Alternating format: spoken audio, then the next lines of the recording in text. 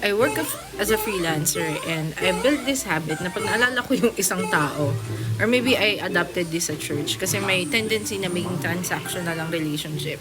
So I've got this habit na pag naalala ko yung isang tao, kahit na years na kaming di nakikita, ganyan. Even my clients, I do this na each time I remember them, whether mag-reply sila o hindi, I message them.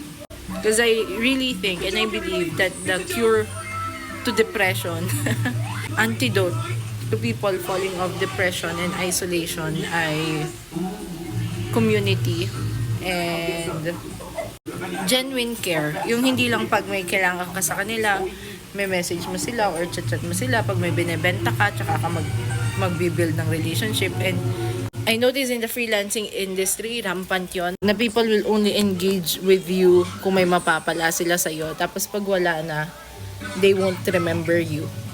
And even when I left communities that I was a part of, because parang I wanted to be my own person, I maintained the relationships na na-develop ko or na-build ko inside those communities. And pag medyo naramdaman ko yung mga kaibigan ko ay hindi na active, ganyan, I try to keep in touch as possible.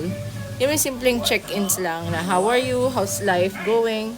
Hindi naman mandatory na mag-catch up kayo kasi baka ayaw mo rin naman ma-exhaust yung social energy nila. So yun, just a simple reminder or simple remembering of them, and they appreciate it. Lalo na yung biglang nawawala sa Facebook timeline ko kasi hindi na sila nag-engage.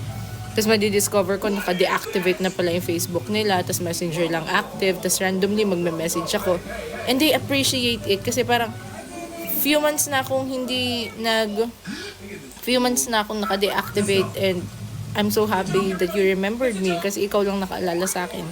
And I appreciate that feeling too pag mga tao na they have the tendency na mag-isolate, just to make them feel na kasi nag-iisa and they are valuable.